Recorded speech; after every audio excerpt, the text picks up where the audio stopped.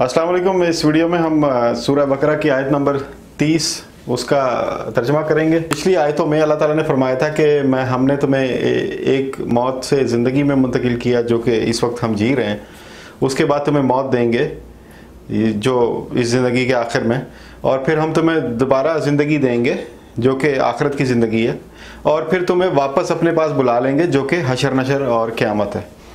तो उसके बाद ये सब जानते हुए तुम्हारा कुफ्र करना नहीं बनता। फिर ये बताया था कि क्या तुम नहीं देखते कि हमने ज़मीन में जो कुछ भी है, अल अर्द में, अल अर्द का लफ्ज़ आया था, और सबा समावात, 7 आसमान, कि हमने अल अर्द में और जो 7 आसमान है उसमें जो कुछ बनाया है तुम्हारे लिए बनाया है। अब उसी इंसान से, उसी बनी आदम से अल्लाह ताला फरमा रहे हैं उसको हिस्ट्री का एक वाक़या, जो कि ये बहुत बुनियादी वाक़या है, इससे बहुत सारे यूँ समझ लें कि बुनियाद सारी इसी पे खड़ी हुई। इस वाक़े का आगाज़ इस आयत से होता है, आयत नंबर 30 से। वाह और इज़ या इज़ा, जब,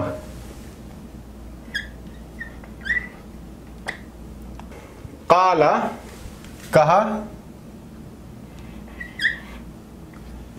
और जब कहा रब्बुका, ये का जो है ये तेरे के लिए, जैसे हम अलहम शरीफ में कहते हैं इय्याका नअबुदु व इय्याका नस्तईन, ये का जो है तेरे लिए, रब तेरा रब। और जब कहा तेरे रब ने, अब तेरा कौन है, इसमें मुखातिब रसूलुल्लाह सल्लल्लाहु अलैहि वसल्लम है, और जो बंदा इस आयत को पढ़ रहा है वो भी यहाँ पे मुखातिब कहलाया जा सकता है हजूर पाक की वसात से। लिल मलाइकते, ले का मतलब लिए, वास्ते, या को, मलाइका, मलक, मलक कहते हैं, मलिक नहीं मलक, मलिक कहते हैं मालिक को, लेकिन जो मलक है वो मलक फरिश्ता है, तो मलक की जमा है मलाइक। ये अपनी लड़कियों के नाम भी रखते हैं अरब लोग, मलक। तो लिल मलाइक, ये मलाइक उसकी जमा है। तो तेरे रब ने मलाइका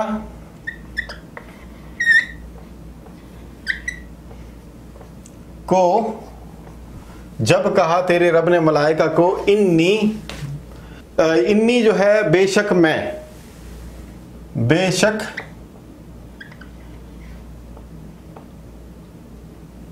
मैं,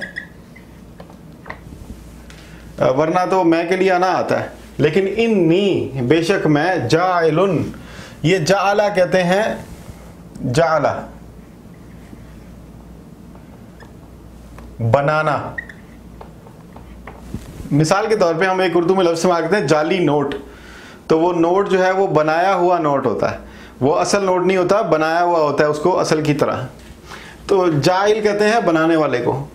तो बेशक मैं बनाने वाला हूँ, बनाने वाला हूँ, ये लफ्ज़ अहम है। हालांकि अगर अल्लाह ताला अपॉइंट कर रहे हैं तो वो तफवीज़ करना होता है, अपॉइंटमेंट, लेकिन यहाँ पे जाइल का लफ्ज़ आया है। फिल अर्द, फी का मतलब अंदर, अर्द, अर्द को अर्दी लिखेंगे। फिल अर्द खलीफा, ये यहाँ पे आसमान नहीं आया, ज़मीन आया, अल अर्द आया। खलीफा, खलीफा को सारे जानते हैं, जैसे खलीफा खुलफाए राशिदीन जो थे इस्लाम के। तो खलीफा क्या होता है, जो सुप्रीम है, जो सबसे बड़ा है। हमारे सबसे बड़े कौन है, रसूलुल्लाह सल्लल्लाहु अलैहि वसल्लम, उनके बाद जिसका हुक्म चलता है वो खलीफा है। इसी तरह अल्लाह का खलीफा, रब का खलीफा, वो जिसका हुक्म बाकियों पर अल्लाह के बाद चलेगा, रब के बाद जिसका हुक्म चलेगा वो खलीफा होगा। और वो खलीफा पाबंद होगा, जैसे खुलफाए राशिदीन थे, वो खलीफा पाबंद होगा अपने रब का। तो अगर रसूलुल्लाह सल्लल्लाहु अलैहि वसल्लम के खलीफा हैं या इस्लाम के खलीफा हैं तो वो रसूलुल्लाह सल्लल्लाहु अलैहि वसल्लम के हुक्म के पाबंद होंगे। इस्लाम के खलीफा हैं तो वो अल्लाह के हुक्म के पाबंद होंगे, रसूलुल्लाह सल्लल्लाहु अलैहि वसल्लम के हुक्म के पाबंद होंगे। तो ये खलीफा आज़ाद बादशाह नहीं होता, पाबंद बादशाह होता है। तो खलीफा कालू, अब ये जिनसे बात हो रही है उन्होंने कहा, काला कहते हैं कहने को, और कालू ये जमा है। तो उन्होंने कहा या उन सब ने कहा, किन्होंने कहा, जिनसे बात की जा रही है मलाइका से। तो मलाइका ने कहा अतज आलो, ये अलिफ जो है ये इस्तफाम कहते हैं सवाल करने को, तो ये अलिफ इस्तफामिया है। क्या, ये सवालिया अलिफ है, क्या ता तू अतजअलो, ये जाला वही बनाएगा या बनाने लगा है,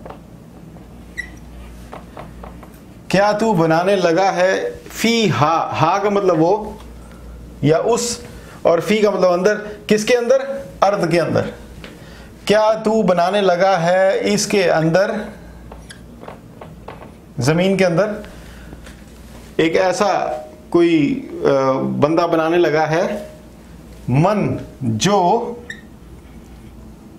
अभी आदम अलैहिस्सलाम का पुतला भी नहीं बना, जो युफ से दो, या का मतलब ता है ती है, फसादा फसाद, और ये के ऊपर पेश है तो वो फसाद करेगा, जो फसाद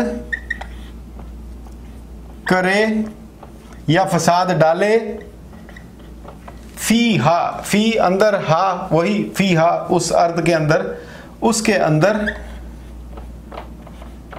वाह और यस्फिको, या वही ताहती है वाला सफका, ये सफका जो है ये सफाक एक उर्दू में लफ्ज़ इस्तेमाल होता है, सफाक उसको कहते हैं जो गिरा दे, जो टपका दे, सफाक जो है वो बंदा है जो कि उसको गिरा देता है। तो और जो इसके अंदर फसाद करे या फसाद डाले और इसके अंदर और टपकाए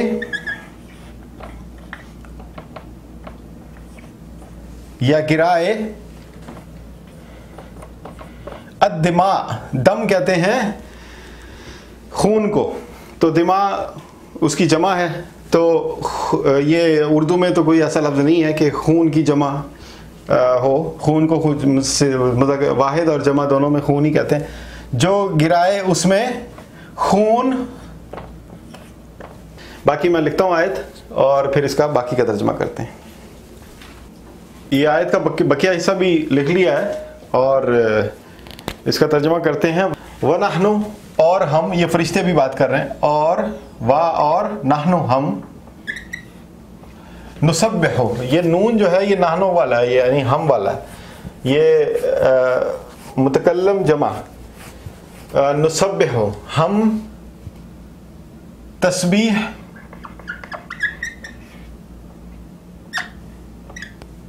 करते हैं, बेहम्दिका, बे का मतलब साथ और का तेरा, तेरी हमद, हाँ ये हमद, हमद तेरी हमद के साथ, वाह और नुक़द्दिसो, ये नून वही है हम वाला, नानो वाला, और हम क़द्दस, तक़दीस, ये मुक़द्दस का लफ्ज़ इस्तेमाल होता है उर्दू में, हम तक़दीस करते हैं,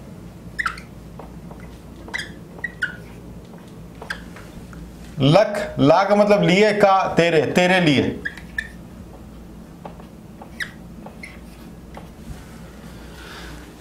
ये बड़े अहम कॉन्सेप्ट्स हैं, तस्बीह, हम्द, तक़दीस। काला, कहा, ये अब फरिश्तों की बात मुकम्मल होगी, फिर अल्लाह ताला ने कहा, ये देखें काला और कालू, कालू का मतलब वो फरिश्ते सारे कह रहे हैं, उनमें भी जो बड़े होंगे वही कहेंगे, और काला ये अल्लाह ताला उसका जवाब दे रहे हैं। कहा, इन्नी, इन्नी बेशक मैं, बेशक मैं, इन्नी आलमो, ये अलिफ जो है ये अपने लिए, आलमो मैं जानता हूं, बेशक मैं जानता हूं,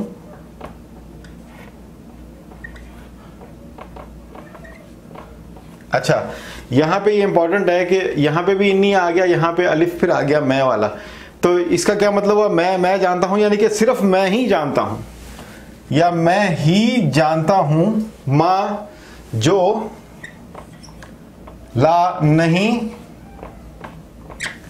तालमून, ता का मतलब तुम और ये ऊन जमा का, तुम सब, ये इल्म, तुम सब इल्म नहीं रखते। यहीं से पता चल जाता है कि अल्लाह ताला उस खलीफा को कुछ ऐसा इल्म देंगे जो कि अल्लाह ताला ने अभी तक किसी मखलूक को नहीं दिया, वो अगली आयत में इसका इजहार भी हो जाएगा। अब हम इन कॉन्सेप्ट्स को थोड़ा सा रिवाइज करते हैं जो कि हमने इस आयत में पढ़े। ये अल्फाज हैं जो मैंने इकट्ठे किए हैं इस आयत में से, इसके बारे में थोड़ा सा समझने की कोशिश करेंगे। अल अर्द, अर्द जो है, जब हम इस ज़मीन पे हैं तो हम ज़मीन पे चल रहे हैं। ज़मीन पे एक दुनिया है, घर है, हमारे दफ्तर हैं, हमारे कारोबार हैं, तो ज़मीन के ऊपर सब कुछ चल रहा है। तो अगर सिर्फ इसको लुग़वी मानों में भी लें तो अर्द वो स्क्रीन है जिसके ऊपर सारा प्रोग्राम अल्लाह ताला का डिस्प्ले हो रहा है। मर जाएंगे तो आखिरत में जो ज़िंदगी होगी, जो आखिरत की ज़िंदगी, कब्र की ज़िंदगी है, उसमें भी एक स्क्रीन होगी, एक ऐसा स्टेज होगा जिस पे सारी आखिरत गुजरेगी। उसके बाद हशर नशर, वो भी एक मैदान होगा, एक ज़मीन होगी जिसके ऊपर सारा सिस्टम, सारा प्रोग्राम हशर का उस पर चलेगा। उसके बाद जन्नत दोज़ख, वो भी एक प्रोग्राम है अल्लाह ताला का, एक आलम है जिसमें जीना, खाना पीना, सोना जागना, ख्वाब, बातचीत, लड़ाई, दोस्ती, वो सब उसमें, यानी क़यामत के बाद भी जो दो जहन्नमी हैं वो आपस में लड़ रहे होंगे, जो जन्नती हैं वो आपस में बातचीत करेंगे, खाएंगे पिएंगे, तकिए लगा के, टेक लगा के बैठेंगे, एक दूसरे से बाकायदा दोस्ती किया करेंगे। तो वो अल अर्द जो है वो एक ऐसी स्क्रीन है, एक ऐसा स्टेज है जिसके ऊपर अल्लाह ताला का कोई भी प्रोग्राम, कोई भी आलम जो है वो चलता है। तो अर्द को हम स्टेज भी कह सकते हैं,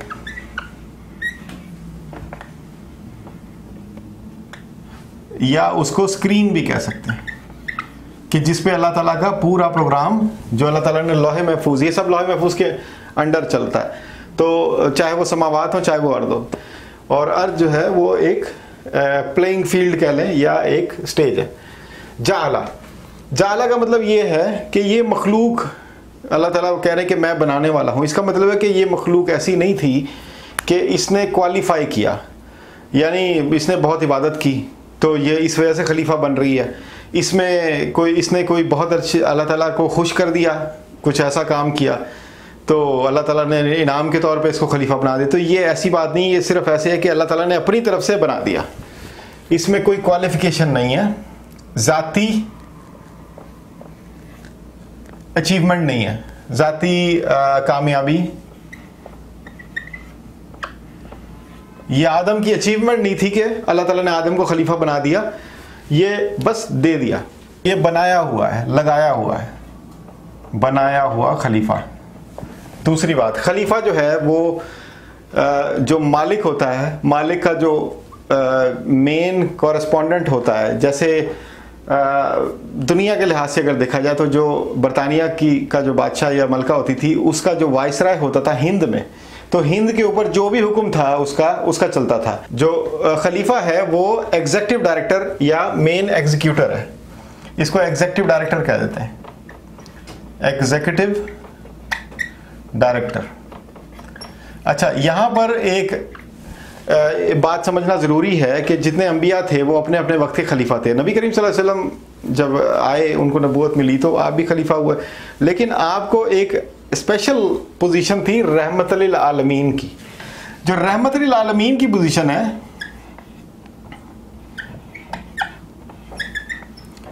इस पोजीशन की वजह से ना सिर्फ अर्द बल्कि आसमान की भी सारी मखलूक आपके मातहत आ गई।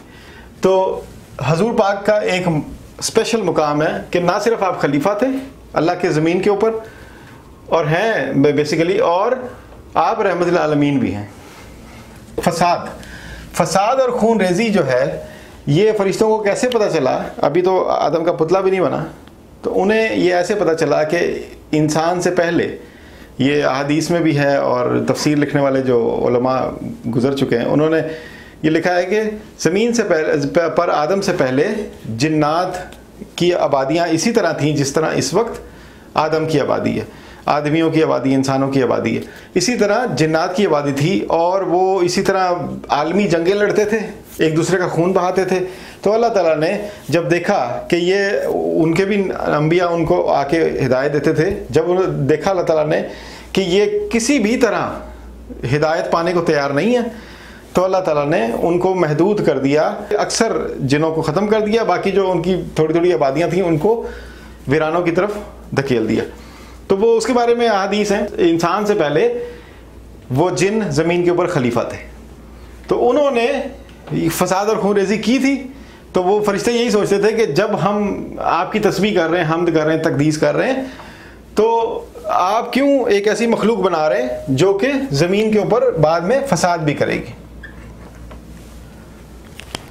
अच्छा, तस्बीह जो है, तस्बीह का मतलब समझने के लिए सबसे आसान तरीका यह है कि आप अपने घर में पड़ी हुई कोई भी तस्बीह उठा लें और देखें कि किस तरह उसके अंदर दाने पाबंद हैं।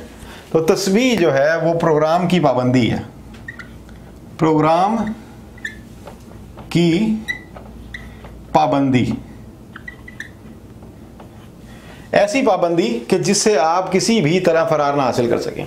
अल्लाह ताला फरमाते हैं ज़मीन कायनात में जो भी है मेरी तस्बीह करता है। अब इसमें काफिर भी हैं, इसमें मुनकर भी हैं, इसमें वो भी हैं जो किसी को मानते ही नहीं, तो वो फिर भी वो कैसे तस्बीह कर रहे हैं।